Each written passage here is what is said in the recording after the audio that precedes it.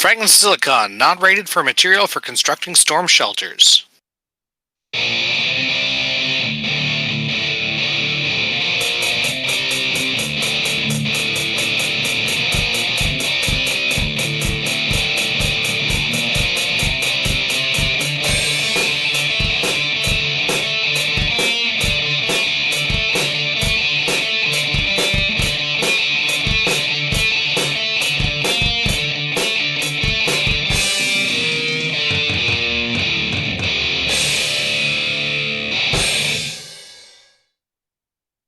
All right, welcome to another installment of Fragments of Silicon. As always, I'm your host, Adam. Joining as always are my tag team partners, Galax and Pettyfan.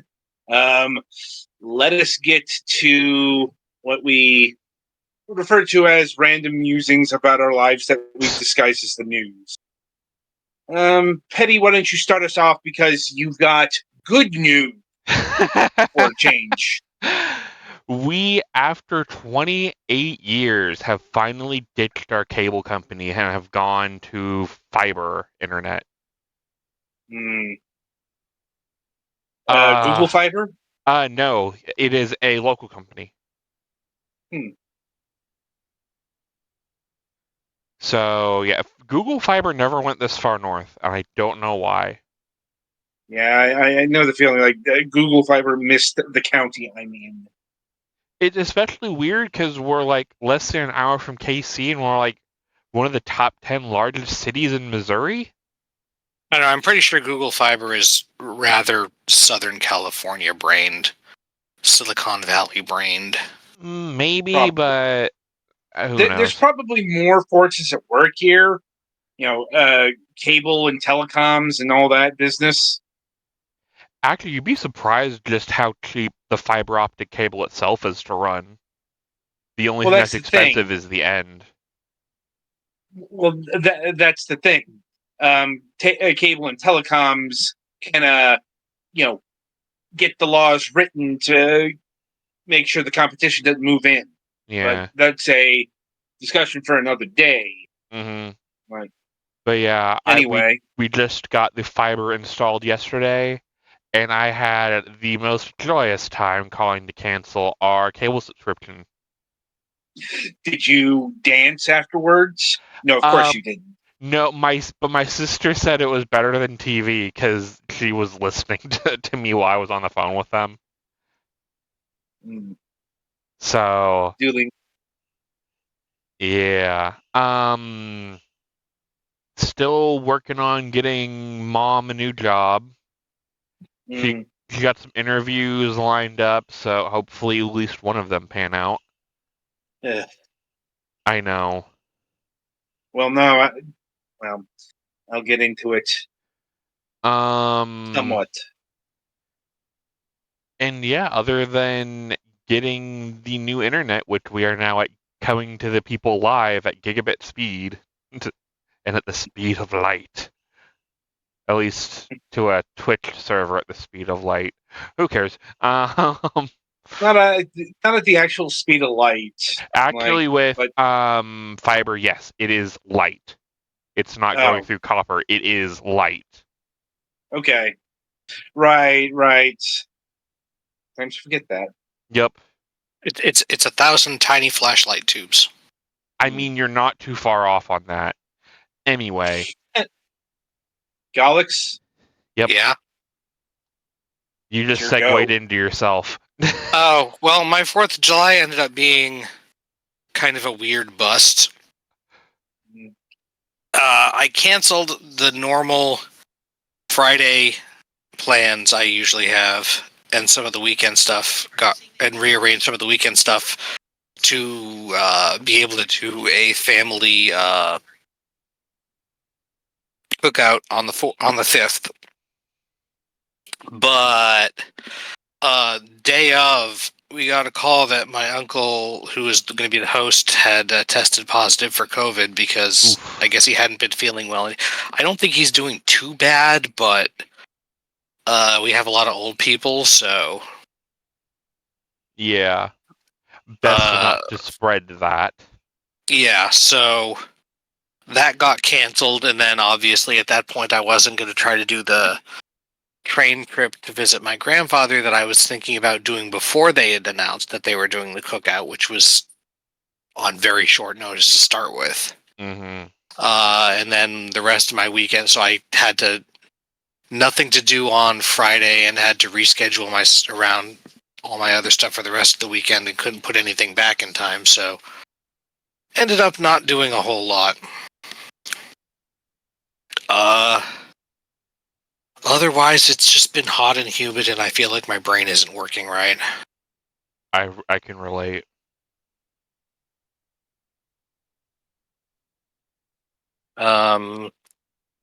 I've been playing some Splatoon 3. The latest Splatfest is weird. The one that starts this weekend. It's if you could reserve a place for just you and your friends for a day, would you do a beach, an amusement park, or a palace? None of those sound really interesting to me, but that's Yeah, just no, me. I'm not a beach person. While Okay. I'm not a fast rides person, and also Mr. part of the Rogers appeal. is calling in, saying one of those things isn't like the others. Kind of. Well, let me finish. I'm not a beach person. And if I was, I would be swimming, I guess. An amusement park. Part of the fun for that for me is people watching, since I don't like fast rides. Mm-hmm. And a palace is meh, but I guess it would be a nice place to relax in, assuming it's a palace that has internet and video games. I'm still wondering how Palace entered the conversation instead of like the mountain. Maybe. Well, you can't reserve a mountain. I'm like, yeah, Mountain Park or something like that. Jeez, come on. It is a bit weird, yes. Anyway, so that's the team I joined, but I don't feel super excited about it, and I don't think this is great for a probably second to last Splatfest. Yeah. I mean, I know we've been. I mean, the hot rumor is kind that the final Splatfest will in fact be which of the three idol groups is your favorite. Yeah, I or was something figuring like that. it was going to be one of those. Yeah, I mean, I think that's kind of showing that the Splatfest thing is running out of ideas. Well, it's If been not- as long as they said they were going to support it for 2 years, and it's been 2 years. Right. Mm, So the end Anyway. comes. all right. And guess they it's will my go. definitely keep the game online and playable for a while, and give people a chance to Well, I mean, complete Splatoon 2 is catalogs still that they on. didn't. Yeah. Yeah. Hell, But we'll see how Splatoon it 1 would goes. probably still be online if they didn't cut the Wii U internet support. Mm-hmm. Right. Anyway, But yeah, that's about all I got. I guess it's my go. Right, my July 4th was barbecue filled. Oh, man.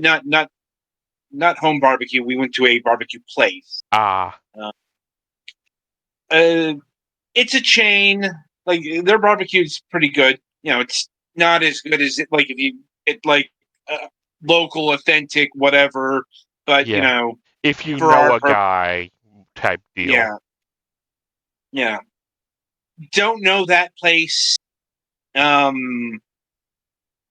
personally, so it's just, you know, we know them. You know, I guess as major, like, I'm not sure if anyone out there knows what Dickie's is, but I they're have a not. chain.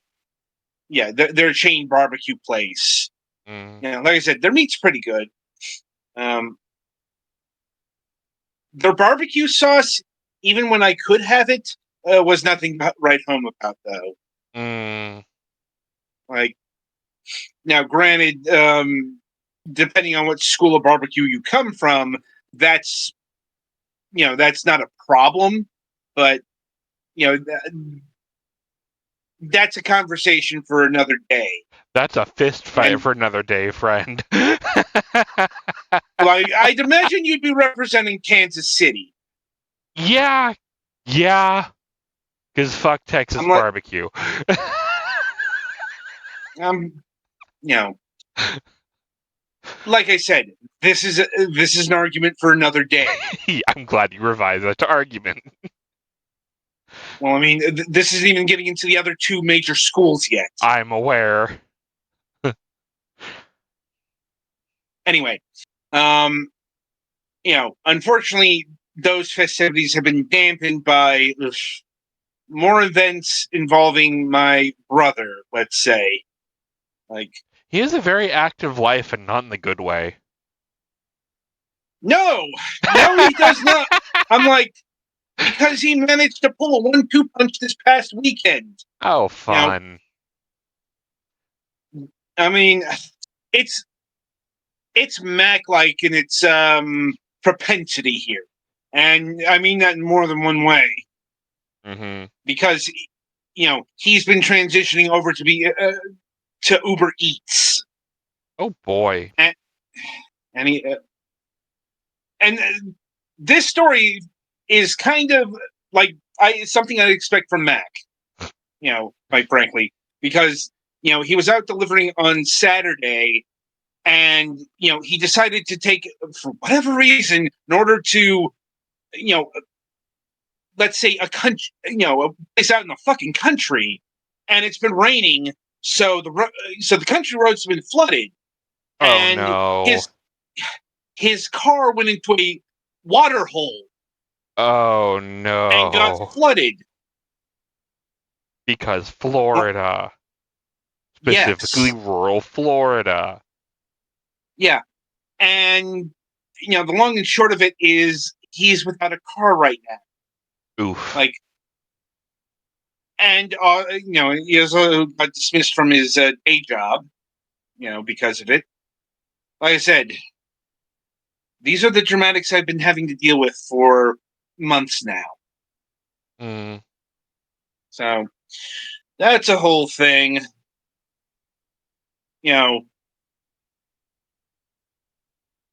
Putting that aside, as much as I can, because honestly, it's more, it's not so much my problem directly. Right. But anyway, in terms of gaming, been pretty busy. I'm still going through Halo. I like Halo 1 a lot less than Halo Reach. It's like you can definitely see the whole rough draft thing, and Halo 1's the rough draft. Mm-hmm. At this point, think I'm about almost done with the silent cartographer. Oh boy. I'm at the tank section, and I had other things to do. Mm-hmm. The least of which is balancing the other games. I play for review. Anyway, I think that's my news for the week. So, with that, we shall merrily roll along to the interview portion of our broadcast, and welcoming back to the program is our good friend Burger Becky.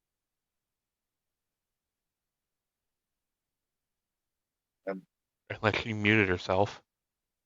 Hello? I can hear you.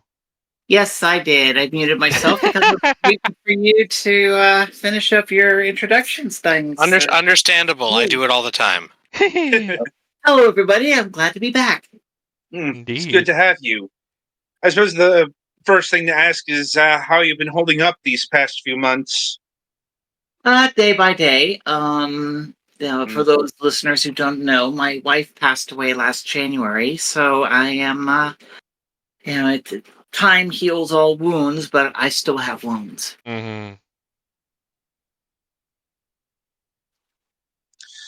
Yes, it's going to be a very slow process, Mm-hmm. but we wish you the best of luck in your grief.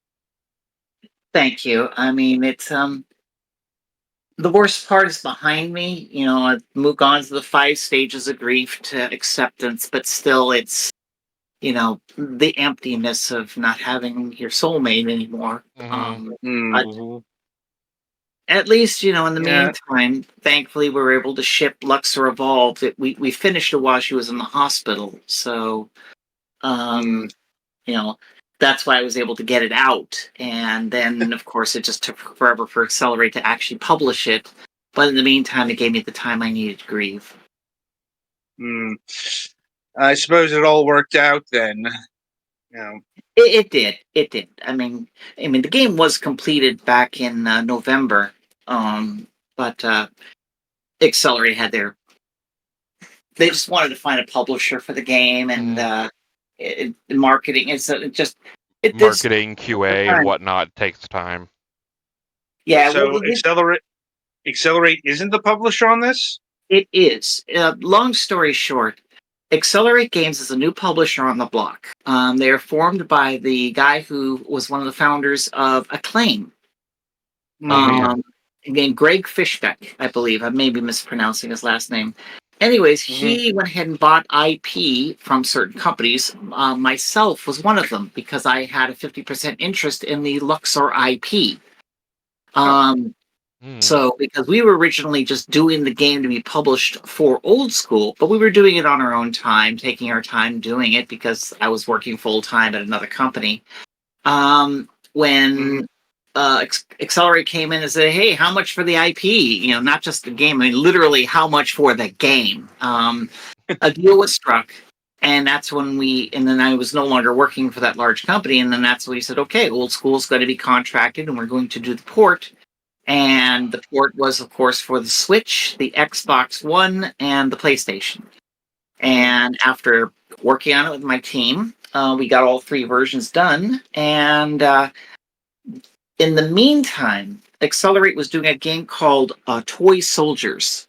Toy Soldiers HD. And unfortunately, it didn't do that well in the box office, shall we say. And as such, the money they were expecting to generate from that to put into the marketing campaign for Luxor Evolve never happened. So they were looking for a co-publisher or someone to work with, saying that, look, here's a game that's done. It's already passed certification. All we have to do is just press release and we're done. Anybody want to help market the game for a percentage? And there were no takers because, right now, as you're probably aware, everybody's laying people off and scaling down. So it was just not the right time. It's come up. You're going to say? Yeah, it's come up on this program, yes. Exactly. Well, we were caught up in it too, because after I started looking around for more work for Old School, I get the story from everybody saying, look, we're laying people off. We're not starting any new games. So we ourselves are on a slight hiatus waiting for another project while we are working on some things, but we're not working, let's say, as big and as bold as we could be if we had a paying client. Right. So, I mean, thankfully, we're a small, lean company, so we're going to ride this out. That's not a problem. But the thing is that I would like to be able to rehire some people to bring them back on if I actually had the money to bring them back on. Right. I mean, yeah, that is definitely a story going on throughout the industry. Not just, people laying off and tightening belts, but, the scariest thing that people aren't talking about enough is the lack of new investments. Yes, and that's attributed to the high interest rates right now, Yep. worldwide. People, because back in the 2018 through 2020, interest rates were like an insane low, and with that, companies were just borrowing money like nobody's business. But then they were using that money to buy everybody. Embracer, anyone? Yeah. Oh, yeah. We've had several topics on Embracer. Yeah. But you don't understand. There's no cost to buying companies anymore because you can just charge the amount of money you spent on the company to the company, and that definitely won't kill it. Yeah, it's called a leverage buyout. If you're Yeah. familiar with the term. And effectively, what you're doing is you're borrowing the money from a bank at a low interest rate to buy a company. So you're really not spending any of your own money. You're just using your line of credit. Now, the owners of the company you're buying is going to say, look, I got bags of money. And then the company is now owned by your big brother. But, of course, sooner or later, the bill's going to come due. And, sometimes your plans work out. Sometimes they don't. But since right now, since interest rates are pretty high, no one wants to borrow a bunch of money to invest in a new title when, as you know, the success rates of a title is pretty darn low. Especially in the indie sphere. Yeah, especially, well, not even in the indie sphere. I mean, like, what was that one game from Gearbox? Tiny Tina's there's also the whole games where, okay, in order for this game to sell a profit, we only need to sell one copy to every human being on the continent of Asia. There's that too. See, therein is the issues. Like, you spend all this money on a game, but no one does the math. I mean, like, I was doing a project for Amico almost like 7 years ago when they first announced it, and when I started doing the math, I'm like, how is this ever going to be profitable to do games on this platform? It really reminded me of the same business model of Ouya. I was just about to bring up Ouya. Yep, and that's what I was saying. The Amico, at best case scenario, will do Ouya numbers, which is quite respectable, to be honest. But when you we've met an Amico true believer.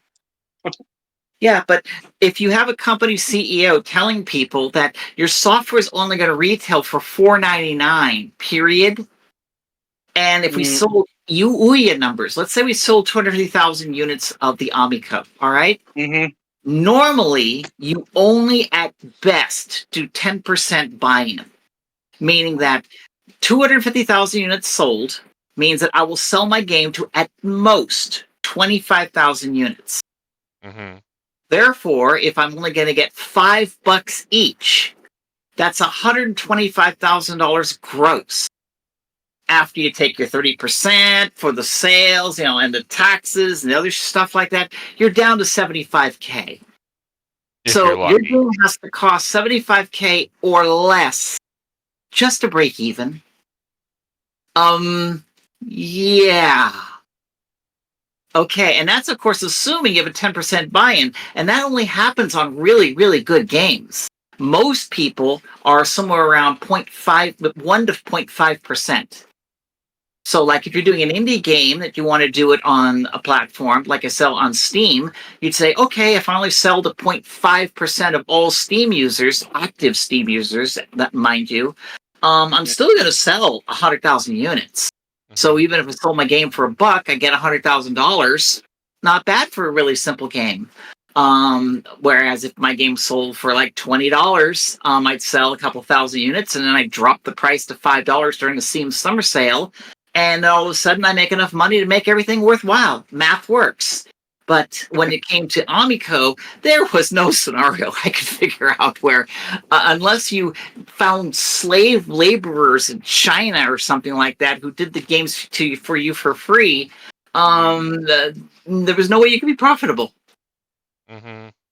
And due to the controversy of stolen art controversy that happened on Amico, I think they went that route of getting companies in slave labor. And that's just my opinion. Well, one of the things that raised alarm bells with me with the Amico, however you pronounce it, was the whole marketing strategy. Like, the family-friendly games angle. Even though, like, Nintendo already does that. I remember they were trying to create a market where one has basically moved on. Because, like, back in the Atari 2600 days, we all had the family sitting around the TV playing games because there was no such thing as the internet. The kids weren't sitting on the couch playing games on the phone or doing TikToks with each other. That just wasn't a thing. So everybody huddled around the game to play 1, 2, or 4-player games. And by the time the Nintendo 64 came around, that was like in the 90s, that was kind of the peak of the 4-player game, because then there was this thing called the internet. And when people weren't watching porn on it, they were playing video games. And next And thing you even know, when they were watching porn on it, they were playing video games. This is true. there's a song. The internet is for porn, therefore it must be true. But once that happened, now the entire market and demographics have changed so that kids don't play with each other anymore in the fields or in the parks or something like that. They're all sitting in their bedrooms, either on their phones, on their pads, or on their consoles with a headset on and playing some Halo 3, just blasting each other from the comfort of their bedrooms. They don't even do Halo anymore. It's all the mobile games. Yeah, And but you get my Minecraft point. and Among Us. Yeah, Among Us, what was it, Fortnite, Yeah, Fortnite. Overwatch. I mean, you name it. There's a kink for it. All right. Yeah. But you get my point. Is that Yep. you've got all these games out there that are making a whole new world in which people are now used to getting in their room, turning on the console, their pad, or their computer, logging on and finding their friend who happens to live in the next state and blasting each other. Or playing, or Words with Friends for all you know. But the end result's always the same. Your friends are not in your room. Whereas the people at Amico somehow thought that they could bring back gaming on a console at home. Now, that would work if they focused the game console for sales in places like Brazil or, Saudi Arabia or most of Africa, where internet is only available in the major cities, but out in the suburbs or out in the rural areas, what's internet? Then maybe Eastern Europe. Yeah, Eastern. There are lots of areas of the planet in which internet's still not really a thing, even though mobile is in most of those areas. Mm-hmm. So, you'd be out in the middle of Afghanistan and nobody, they barely have running water, but boy, half the people will pull out a cell phone and they start playing Cookie Clicker or something like that. Go technology. But I think it's related to how easy it is to put up cell phone infrastructure versus, more traditional telecom infrastructure. It is. I mean, with like one of you was talking about fiber. I mean, somebody had to dig ditches and lay the cable down and get it to your neighborhood and physically attach your house to it. Whereas a lot of cable companies these days, like in my area, I've been looking for a replacement for my old ISP, and I'm constantly getting inundated by offers by even my own cable company was saying, hey, why don't you get a 5G router where all we do is just plug this box, mail you a box, you turn it on, and it just connects to your local tower. We're done. So we don't have to send a guy to your house. Mm-hmm. And I'm like, but I want cable or I want fiber because, technology good. We tried the 5G before. Also, I trust stuff better when I can see the pipes it's moving through. I tried the 5G. We didn't have enough bandwidth for me to stream. I could imagine you trying to do game dev stuff over that limited connection. Ugh. Well, actually, I do have a 5G connection, but that's my backup. I actually have two internet lines to my house because if one fails, I fall over to the other one. Yeah, we're debating on getting the failover connection thing because our router can support it. Mm-hmm. So it's definitely one of those. It might be a decent idea. It is because I have AT&T fiber, and one day, because it was a business class fiber costing me a fortune, but then one day, it was only like back in April this year, it was not that long ago, the line goes dead. Yeah. And I get an alert saying, hey, system is down, we're working on it, but then my machines only glitch for like maybe about 2 or 3 seconds, and then I'm back on the internet again because my failover worked. And then I just noticed that my bandwidth was a lot slower, but I've got bandwidth. So, yeah, and it took them like a day and a half, almost 2 days to get that line restored. So had I not had the failover, I would have been down for a day and a half. And of course, my people are using the Perforce server here that's hosted at my house, so that would have cost me my business money. Mm-hmm. Yeah, in Maine, the last couple of times we've had internet outages, it never. So they do give you like updates and stuff on their website, but the last couple of times, because it goes evaluating, and then once they have evaluated, they give you expected restoration by. The last couple of times, well, first off, there was a big winter storm in late March after it stopped being spring, where after it stopped being winter, where it was completely wrong. Like they forecast restoration and then it didn't actually restore until days after that. Mhm. But for the next 2 times after that, it never went. They never gave a thing. It just went from evaluating to once it was like 2 days and once it was the same day, but like several hours later to, oh, it's back. Mhm. And it's very frustrating. Mm-hmm. Oh, I believe it.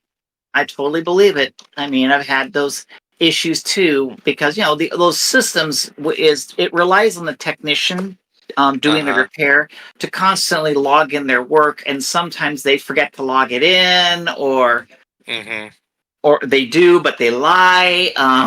Oh, we've had Plus, that. this is a state that I'm pretty sure we're one of the last ones to get fiber stuff. I think we have like one fiber provider in the state now or something. Once we have a good one, I'm going to try and probably get my parents to switch to it, but sorry, not about me. It's fine. It's fine. Sometimes, the conversation takes us through these twisty, turny pipes. Wibbly wobbly, timey wimey bits. Just all alike. Come on, you want to say it. Anyway, I suppose recentering back on Luxor here, is there any particular reason why they picked Evolve out of all of the Luxor titles? I was the one who made the choice. And the choice was done. It was simple. Of all the Luxor tiles that were available, that's the one that was already ready to go for a console. Because the others have play mechanics that usually want you to use a keyboard and a mouse or something like that. Whereas if I was going to have to do those games, which are on the menu, by the way, just hint, I have to redo the input to make it work better with a joypad. Whereas Luxor Evolved is very big. It's very designed as you're just moving the controller from left to right on the bottom of the screen. So it was a no-brainer for user input. Plus, they had a soundtrack. I mean, come on, it's really good. Yeah, I mean, it's been a while since I played any of the Luxor games, but I remember this one being a standout, mainly because it's got all the neon and stuff. I like to say that what if Luxor 3 and Tempest had a kid? That's Luxor Evolved. Yeah, it's a good way of putting it. And I suppose another question is, how did you get a hold of half of the Luxor IP in the first place?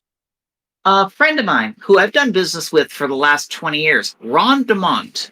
Now, you may have heard that name. He was once the CEO of Ritual Entertainment. Mm-hmm. Now, he and I were doing business together many, many years ago where I was doing Mac ports for originally Mac Play for Interplay, but then he bought Mac Play. And then I was doing it for him for Mac Play, such as like Baldur's Gate 2, Icewind Dale, Fallout. I mean, I did a whole slew of Mac games through that relationship. But then we formed a little company called, we worked together called Mumbo Jumbo. And of course, my company, Contraband Entertainment, provided the services. And we did a game called Myth 3 The Wolf Age. But after we did Myth 3, Take-Two just didn't want to do anything more with the Myth franchise. So even though we had a whole design doc for Myth 4, that was the end of that. So we then went our separate ways. And then when I moved here to Texas about 4 years ago, and Ron was telling me that, hey, you know what? I've got all this IP, for Mumbo Jumbo, because Mumbo Jumbo is a casual gaming company which Ron founded and owned and his people created all these games. Luxor was one of them. And I said, I really would love to do Luxor for consoles. And that's when I said, well, let's do a deal. I would just buy half the IP. So I would actually own the IP, not all of it, but I own 50% of it. And then using that, I then started working on the code to get it running, because the last time that code was built was in 2012. Yeah. I got working, and then we started work on all the different ports. And then sometime, and during its development, Ron got an offer from Accelerate for the whole IP, not just Luxor, but everything from Mumbo Jumbo, the entire Mumbo Jumbo catalog.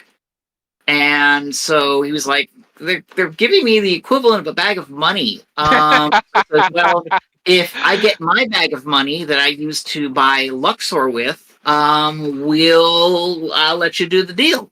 So we did the deal, and we then, he gave me half my bag of money, and then he came to me and says, well, I really can't give you the other half of the bag of money, but I've got something that you may be interested in. And I go, okay, let's talk. And we've been talking for over a year about this. But it looks like we're about ready to sign the deal. So, I literally have the contracts on my desk. I'm being serious. I have the contracts on my desk. So literally, as soon as I sign them and he countersigns them, I will own something that he also had, which I did mention, and I will be making a massive press release about it. And unfortunately, we're just off the mark where we can't talk about it on air. Yep. Well, let me go ahead and see. Let me go. If you want to, I'm right now texting him. Oh no! Don't you love when I bring stuff up on air?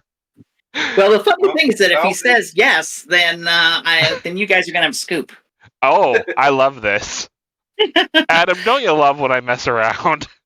Yep. But back to Luxor is that we finished the game in November. Unfortunately, my wife passes in January, so it puts me on hiatus. During that time, Accelerate's looking for a marketing partner.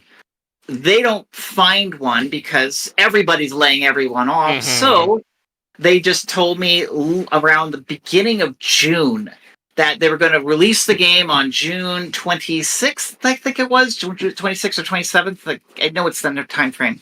So at that point, I start telling all my social media about the game. And as far as I know, Accelerate, I don't even think Accelerate even put a website up for it, which is shows you how much marketing they're doing. Their press organs are pretty dead.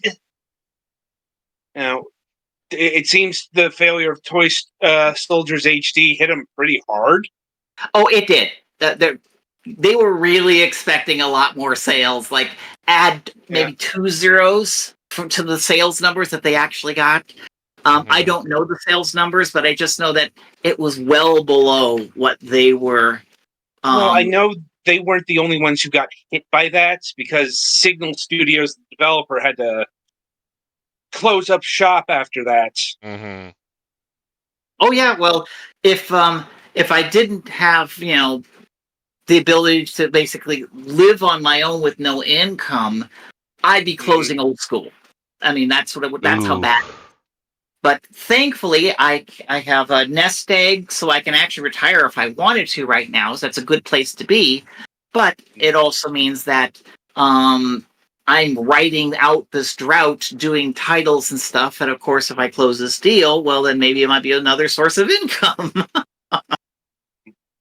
I'm on the Accelerate Games website, and there's no mention of Luxor Evolve, which is that's fun. So I am going to be putting up a page up on the Old Skuul website for Luxor Evolved. But It's just one of those things where the game's out, they're going to ride the sales. I mean, there's going to be like the Nintendo summer sale, the PlayStation sale, and so forth. So for those of you, for whatever reason, can't spare $20, I mean, come on, it's just $20. Wait to the sale. It'll go on sale, and then you can get it then. It'll probably swing back around on the winter sale on Steam, because I think you just missed the summer sale cutoff. Yeah, but remember is that I did the Xbox, PlayStation, and Switch versions. Now, I did do an update on the PC version, but I'm not really seeing any sales on that one. It's Right. the console versions. Fair enough. Mm-hmm. Yeah. And I suppose in terms of like bringing Luxor to the modern day consoles, was it an easy port job? It's a 13-year-old game and all that. It was actually a pretty easy port job. Pretty straightforward. The real problem we had was, of course, it was its own engine, so we had to first do the port, which was the easy part. The hard part was making it so it would pass what's called technical requirements checklists, and everybody's different.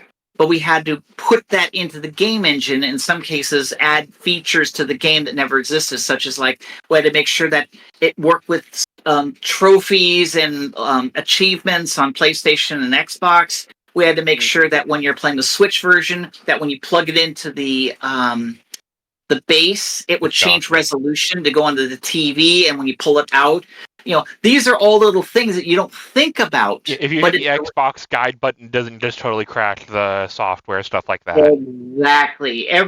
All three consoles had their own set of rules, so we had to make certain the game fit all those rules, and that's where all the time went. Mm-hmm. But now that we know what to do, and our code already has those features built in, we can now actually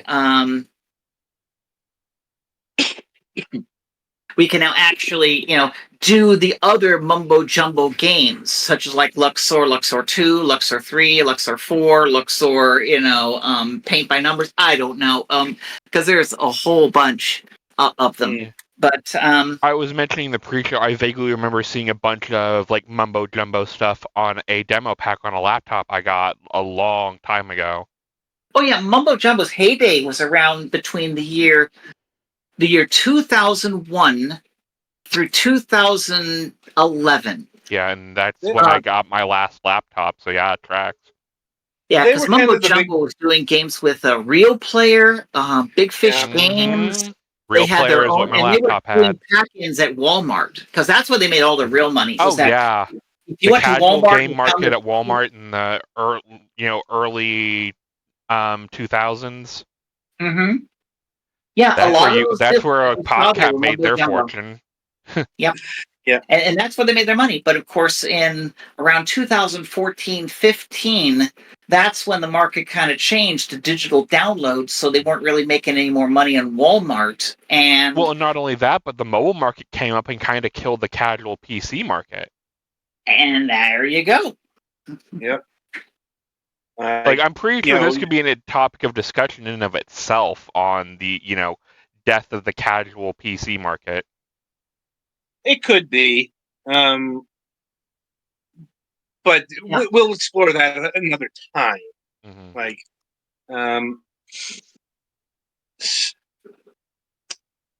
The casual PC market never went away. It's always there. Right. You see, you're going into a territory which is actually another subject which I don't know if you've done a show about, but you should, and that is the glut of good games. Mm-hmm. It used to be that you go to like PAX and you would find 90% of the games you see there are crap. You'd never pay a penny for any of them. But then you'd find the gems, and you would say, "Ooh, these 10 games, I would definitely buy and play these games." Okay, that's a good proportion. 10 games, I can buy 10 games a year. But now, when I went to PAX, I remember years ago, like 4 or 5 years ago, with the advent of Unity and Unreal being really easy to use, and people were just churning out games. I went to PAX, and I think like 90% of the games I saw in the indie market, in the indie pavilion, I go like, I want to play that. I want to play that. I want to play that. And when I was walking away going like, oh my God, there's a whole bunch of really good games that are going to die because I can't buy all of them. So by just math, they're going to fail, not because of the fact that they're a bad game. In fact, the reverse, they're great games. But unless you have an ad budget, name recognition, some way to show yourself out of the pack, you're going to bomb anyways. Mm-hmm. And that's currently what's killing the gaming industry right now, is that go on Steam and you're going to see anywhere from about 30 to 50 games released every week. In fact, sometimes every day. Oh, yeah. And of those, I'd say about a third are games that, you know what, they were worthy of my time. But I can't play 10 games a day. Mm-hmm. I mean, so somebody has to lose. It's not so much that we've done a show on that. It's more. It's kind of the subtext of all of our indie shows, you know? Yeah, it's like, because, week in, week out, we get all sorts of interesting games that more often than not don't go anywhere. Mm-hmm. Like, just a few weeks ago, we featured a game called Exophobia. And, it's an interesting title. I don't see it doing too much business, for example. And it's like... Could be the game's really, the game could be not doing business because it's not that good of a game. But then there are other games in which, like, an example is Atari 50 and Karateka, and, of course, the remaster Wizardry. Those are all games that are really, really good, but they're not doing as high in numbers as I'm certain they're expecting. I'm like, I don't know, Digital Eclipse seems to be happy with all of that. At least everything that they've told us. Yeah, we've actually had Digital Eclipse on the show. So, yeah. Yep. But then ask yourself this, why'd they sell themselves to Atari? Because they got offered $30 million? Yeah. Oh, well, and then that changes the subject. Yeah, if somebody came up to buy Skuul for $30 million, you'd be like, all right, where do I sign? For a song, so... I mean, they bought Night Dive too. Like, Atari they're definitely one of the move makers right now. In both major and minor ways. Like, they just bought the Intellivision brand and, like, most of the games associated with that, with some exceptions, because Amico had to pay off some debts to a certain developer. Yeah, they had to pay off quite a few bills. They still have bills, but hey. But that's the other thing. We've been talking about the Amico and haven't talked about Tommy at all. I mean, which is probably better to leave it that way. Yeah, it's best to leave it that way. Besides, just watch the H Bomber Guy video. That's all you need to know. I did. But back to what I was saying is, like, with Atari, Intellivision actually did 2 deals. That wasn't just one. Because remember, about 6 months ago, they did a deal where they sold the M Network, which was all the Atari 2600 ports of Intellivision titles that were done by Intellivision. And they sold that first to Atari. And then only a few months ago, they said they bought the rest of the catalog, which is all the Intellivision SKUs to Atari. Yep, and we're about... they finally revealed at least the first part of whatever grand plan in regards to those purchases in the expanded Atari 50. They're doing a whole bunch of new chapters for the package. Chief among them, the rivalry between Intellivision and Atari. See, it's fun when you own your rival, because now you can do that and paint it in whatever way you want. Something history, history is written by the winners.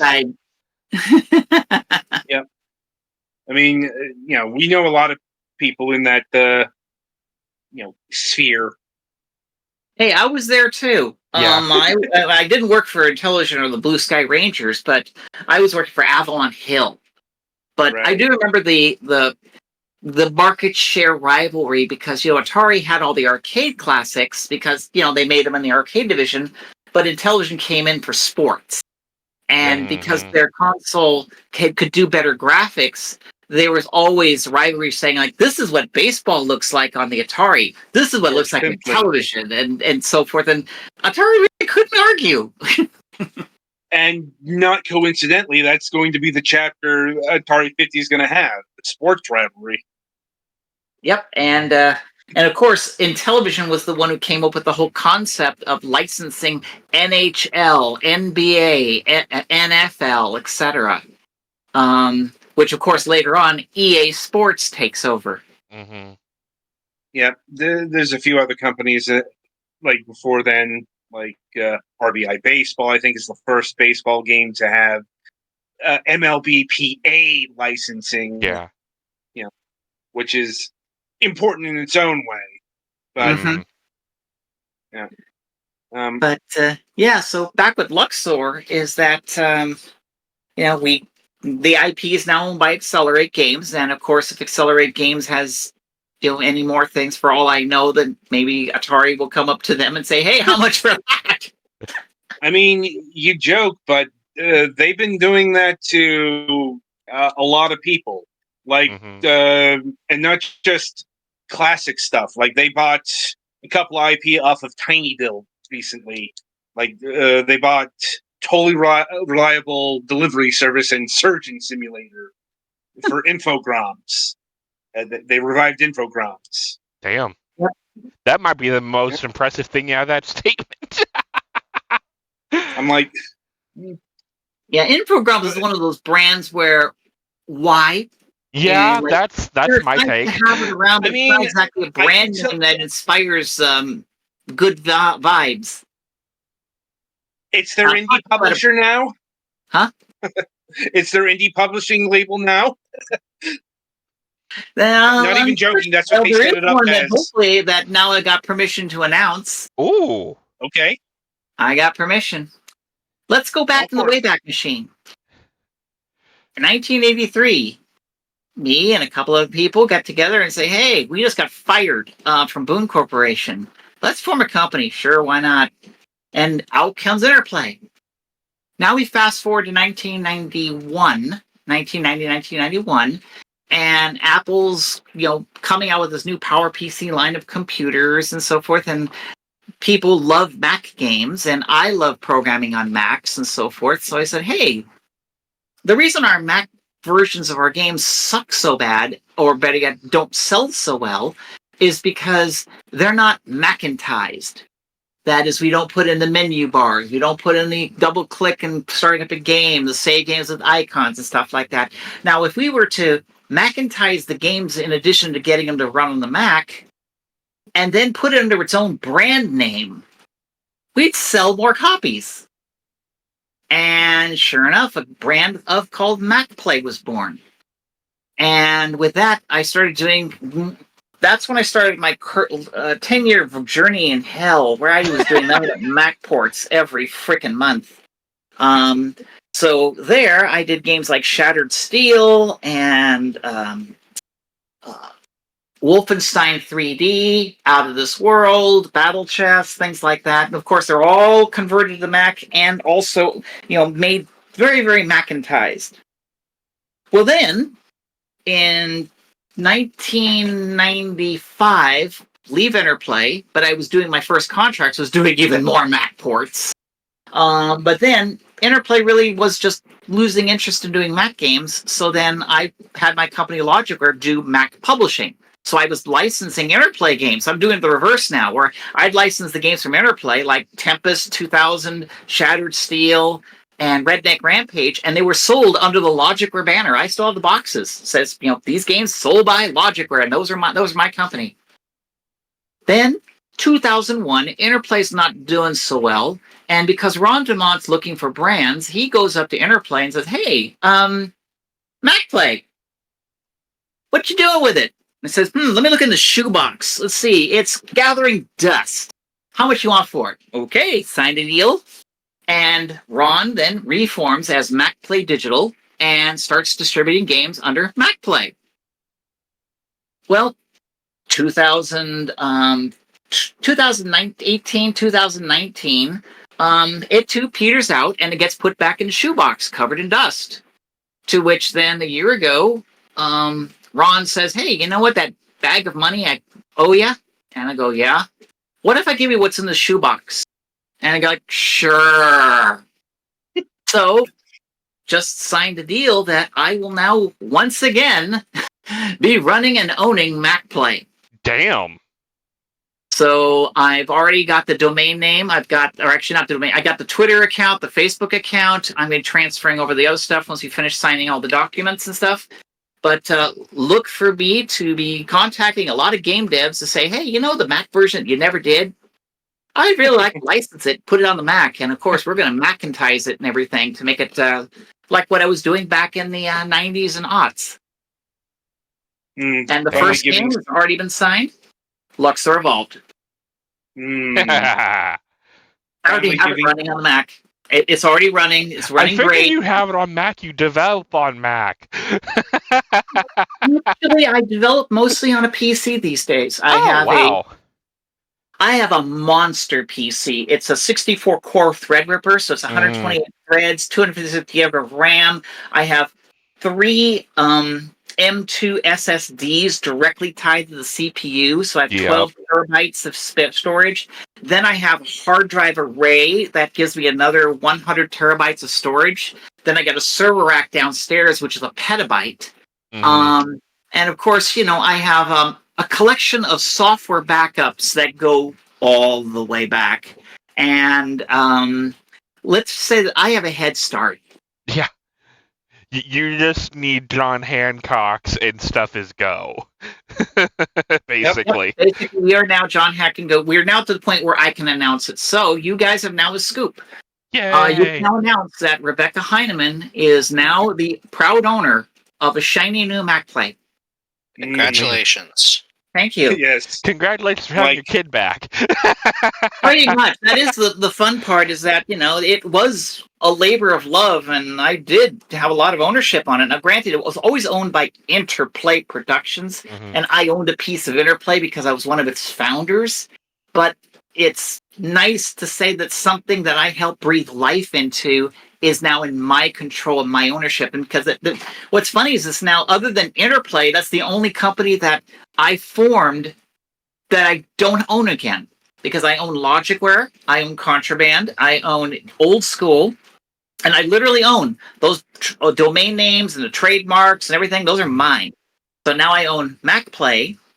And so now, of course, Interplay is basically, yeah, sure, we'll sell it to you, but, please give me, a mountain of gold in your soul. And I'm like, I think that's a little too high for me. So, no.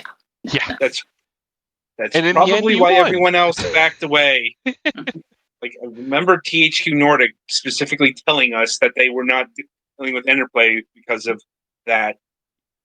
Oh, yeah. My favorite Interplay story recently, trust me, I've got a whole filing cabinet full of Interplay stories, but the most recent one, which was about 4 or 5 years ago, Hervé made a public announcement saying that he wants to sell the entire catalog of Interplay to the highest bidder, and that he retained this brokerage company for everybody to put in bids. What people didn't know was that he wanted a minimum of $50 million. He was hoping for $100 million. Now, realistically, there's only 3 games of the Interplay catalog that are worth a damn today. I mean, actually worth money today. And that would, of course, be Descent, Battle Chess, and Earthworm Jim. With Earthworm Jim being the lion's share. They still had Earthworm Jim. Yep, they still own it. And so, as a result, he was expecting that those titles, plus Redneck Rampage and Castles, and all the games Interplay made, which we made over 100 games. Oh yeah, I'm aware. I still have some boxed copies. Oh yeah, I literally have them too. In fact, my boxes are still inside the cases that came from Interplay. Say on the side, Interplay. So yeah.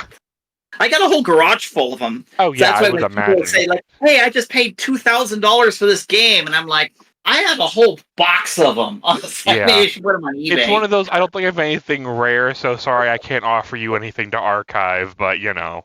Mhm. You probably have a Yeah, lot like more you interplay did. stuff than I do. Well, like here's a fun one. This is an aside, but in my collection, I even have games from Boom. Oh, So I have shit. box copies of my Boom games. And what had happened was that I took a photo of I think the game was the Bard's Tale puzzle. Mm. And it's a puzzle that you open the package and put it on the table and put the puzzle pieces together. It was a tchotchke that was given out by EA when they released Bard's Tale.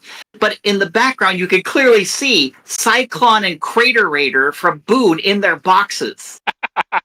Well, I get a text message from Brian Fargo saying, how much you're willing to sell that? And go like, it's not for sale. I've been holding on to this. And then he says, like, do you have any duplicates? And I went to my closet, found, I have a duplicate of Cyclone. I have 2 of them. One is still sealed. He's like, I'll pay you a bunch of money for the sealed copy. It's like, okay. Not on your life.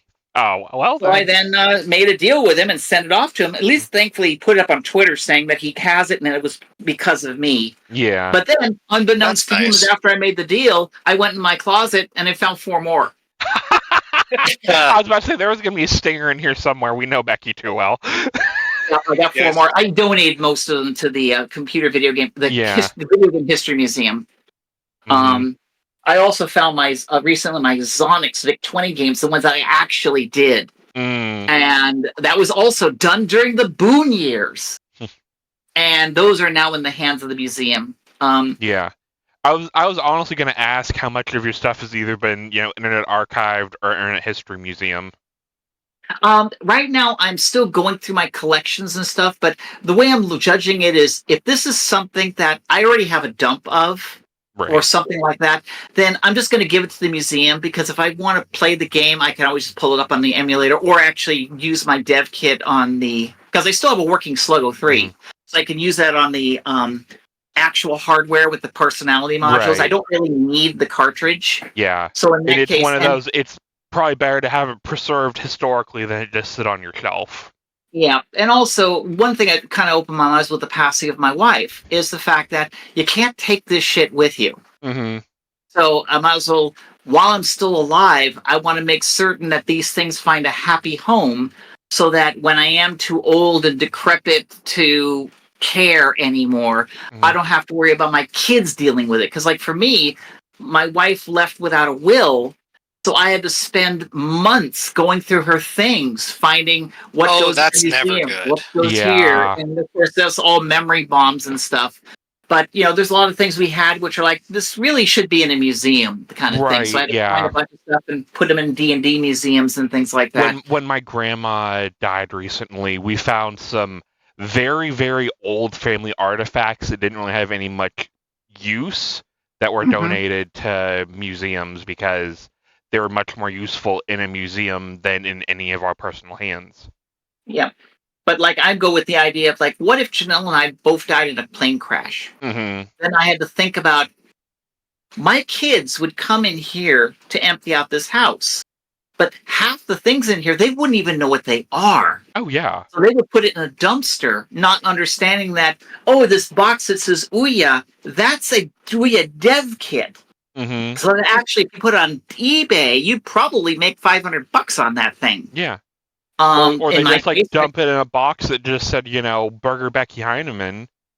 Only people who know who you were would probably be interested. Yep. And of course, there's boxes in sealed cases of all these CDs, and they're like, well, what are these CDs? I mean, they don't play music and they seem to have computer files. I don't know what they are. So why don't we just throw them in the trash? Not I felt my soul leave my body, Becky. Every game ever made. So things like that, I actually have it in a box that has a note on it saying, in case of emergency, please mail this to the Internet Archive, or another one says the Strong Museum or something like that. Yeah. So then, therefore, I'll have little notes saying that, hey, this should go here, send it here, that kind of stuff. until, of course, I'll probably just do it on my own when I'm still alive, because, like, if I get to be 100 years old, I'm a little old lady driving around my flying wheelchair. At that point, I'll probably donate pretty much everything I have, except, my computer and my attitude, and, cause havoc everywhere while everybody's like, oh my God, Becky leaked that shit! Sewer! Oh, yeah. Oh, you gotta catch me first. Indeed. God damn it, Becky! Why? Well, there's that too. But of course, also the thing I had to do is I had to make certain that, like, this I did years ago, but like Old School's its own corporation, its own bank account, its own thing. So then, therefore, let's say either something happened to me or I decided to sell the company. Then it's a matter of me just saying, okay, here's the keys to the bank account, here's the keys to this, here's the keys to that, sign this over, give me my bag of money, and I walk away. And then they can do the business. Yep, and then that's when I get my flying wheelchair and say, "So long, suckers!" Off to Barbados. if it's not underwater by then. We'll go over and visit the ruins of Barbados. There we go. But anyways, so I'll be doing Mac games. So if you happen to know any game publishers that are doing indie games that look interesting and they just haven't done a Mac port, send them my way. I want to do a deal. Okay. We know plenty of people. Yeah, the list keeps growing, Becky. Send help. Indeed. Now you're just going to be doing Mac games, not, like OS X, iOS, iPhone, iPad development? Well, the thing though is that, we can do iPad, iOS, and other platforms, but the whole point is that if a game is like if I'm going to do a console or something, I'll do that under the Old School brand or maybe the Contraband brand if it's a more action game. Like, let's say you gave me Sin. I'm just going to make this up. Yeah. Let's say I got the right nothing's to in Sin. paper right now. These are just hypotheticals. These are hypotheticals. This is not in play, whatever. I'm just making this up, so nothing I'm saying right now is actually real. I'm just giving you a hypothetical. Let's just say I get the rights to Sin. What will happen is then I would do the Mac version and publish it under the Mac Play label. But then Contraband Entertainment will actually publish it on consoles and on Steam. That's what I would do. Now, if it's like Luxor Evolved, if I own the rights to it, it would go under Old School because that's more of a casual game, retro game brand. And Logicware was originally my brand for doing Mac ports, and the trouble is I got my brand back, and it was my fallback that if the deal never consummated for Mac Play, I would have done things under the Logicware brand. So Logicware, I'm just going to keep the website up as more of a history thing, but I don't unless for some reason I find some reason like chess games or something like that, then I may want to do it under the Logicware brand because it just sounds fun. Yeah. Like one honestly, game, Logicware sounds more like a history website anyway, so that's probably the play. And besides, Logicware's associated games like Killing Time and so forth, that's kind of a sore spot for me because I own the rights to the PC version. But because I don't have the old contract that says I own that, a company that bought the rights in a bankruptcy sale for the 3DO version is now claiming they own the PC version, and that's how Night Dive got it. So. I think Night Dive is working with Ziggurat on Killing Time. Yeah, Ziggurat is owned by a lawyer who used to be the lawyer at 3DO. And he was there during the bankruptcy, so then when they sold all their assets, there was a bunch of IP that didn't get sold, so he made a bid to buy all the remaining IP. Killing Time was one of them. I'm like, well, that's unfortunate. Indeed. Yeah, it's an unfortunate thing, because I've been, and what's so sad is that Stephen Kick knows that I wanted to do an updated Killing Time, so the fact that he did that without even notifying me or inviting me to work on it hurt. So, but it's not the first time. I mean, there's In Exile. They did Bard's Tale 4, and I wasn't invited to work on it. So that also is like, well, that's fun, and a franchise I helped create. I mean, I created Bard's Tale 3. I'm Right. the sole creator of that game, and not to be invited to work on the 4, that was a slight. Mm-hmm. Mm. Oh. Once again, more unfortunateness, and Right. Yep. we should probably wrap this up before any more negativity might be unearthed. Why don't Mm, we go play some, Luxor? To anybody out there, if you love Luxor Evolved, in other words, you like Luxor and you like Tempest and you like a nice kicking electro beat, drop $20 on the Xbox, PlayStation, or Switch store. It's under Accelerate Games, and I hope you like it because it's got 65 levels of explosions. mm-hmm. And come on, Mm, And you colors. gotta love explosions. yeah, Explosions and it's colors. basically Luxor by way of Pac-Man Championship Edition. Mm-hmm. So I always thought. Anyway, Luxor Evolved is available now on all the major consoles for $20. So be sure to go and pick it up today. Yeah, thank you. Right. Indeed. Please, I Becky, need the money. Becky, it's always wonderful having you on the program. Hopefully it won't be as long as a gap till your next visit. I mean, True, given true. your new venture, we'll Thank you. probably have you on sooner rather than later. Well, you know where to find me. Yeah, you Mhm. can Go in the hide out in our backyard garden. Discord. It's the third rock on the left. Yep. Just look under it and I'll be there. Give it a Right, knock first. so that'll about Please. do I'm it not in the for shower. that'll about do it for this installment of Fragments of Silicon. Be sure to join us again on Friday as we welcome Lee of Stuck in the Attic. He is the developer of Near Maze. You have been invited to stay in Transylvania for the summer, only to find out that you come from a long line of witches. Meet your new vampire and Striegel classmates, embrace your destiny, and enroll in the Transylvania Institute for Magic, a supernatural adventure made in Transylvania. So I'm looking forward to it. We hope you do as well. So until next time, I shall wish you good gaming.